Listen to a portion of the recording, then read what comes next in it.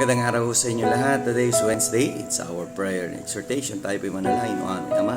Ang kapayapaan niyo maghari sa bawat pamilyang Pilipino sa oras na ito at ang kaligtasan ay dumating sa bawat isa sa pangalan ni Jesus. Amen. Well, nais natin basahin itong Philippians chapter 4 and verse 17. Brethren, be followers together of me and mark them which walk as you have for us an example. Well, ito po yung sinasabi ni Apostle Paul na may mga tao talaga na lumalakad na ayon sa kalooban ng Panginoon at may mga lumalakad naman na tao na hindi na ayon sa kalooban ng Panginoon. Kaya sabi niya, bantayan niyo sila, tingnan niyo sila.